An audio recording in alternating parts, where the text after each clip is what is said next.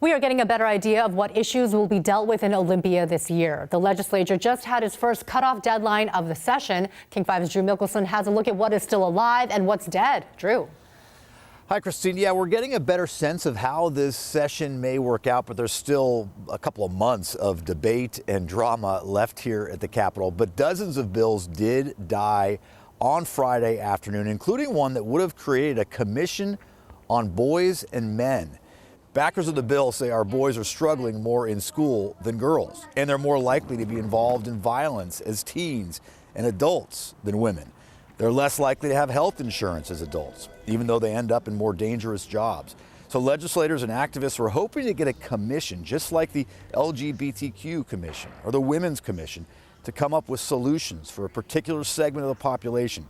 But Democratic leadership was not interested. I think we want to be really careful that the solutions that we bring forward to help reduce incidents of, for example, youth suicide or gun violence are solutions that we don't narrowcast to, just the segment of our society that's been historically most advantaged. What we can see is guys are dropping out, they're opting out, and they're killing themselves.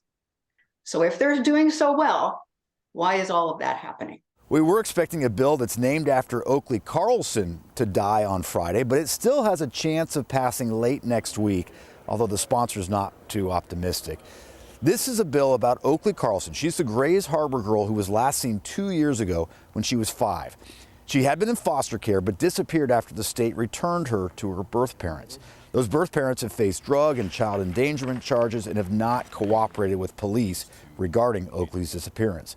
Oakley's former foster parents and other supporters have been here at the Capitol calling for more supervision when the state returns children to their birth parents.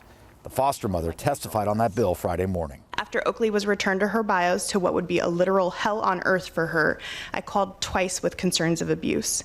I had heard that Oakley looked sickly and saw a photo where she had dark circles under her eyes and possibly a black eye. Since that bill has some potential ties to the state budget, it will face a new deadline of next Friday, but the bill's sponsor says that will be a pretty high hurdle to cross. Legislators, though, like to say that bills never die here until all the legislators head home in April.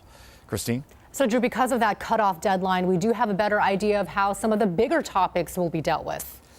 Yes, for example, the drug possession law, that was one that was thrown out by the state Supreme Court back in 2021, and lawmakers passed a Band-Aid bill making drug possession only an arrestable offense on the third bust. But a new bill that passed out of committee this session makes the first offense a gross misdemeanor, but that's a charge that would be dismissed if the person completes drug treatment. There could be some changes coming to the police pursuit policy as well. The state put lots of restrictions on when police can chase after someone back in 2021. But there was a bill this year to remove those restrictions. Instead, though, a bill expanding the list of crimes considered pursuable passed out of committee last Thursday. But it's still not clear what the final bill will look like at the end of the session.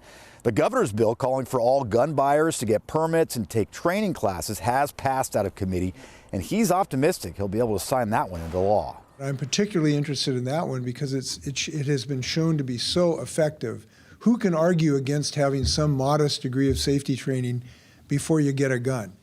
I don't know how you make an argument against that. Everybody can get one who's otherwise eligible, but you got to show some degree of safety training. So, Drew, there is another cutoff date this coming Friday. What else will you be watching in Olympia?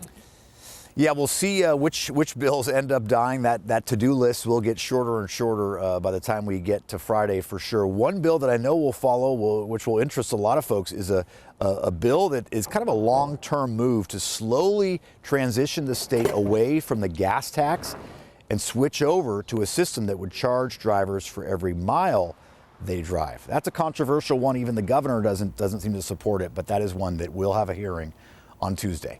Christine? Okay, Drew, we know you're going to stay on top of it. And if you want to see all of Drew's coverage from the Capitol, text the word session to the number on your screen, 206-448-4545, and we'll send you a link.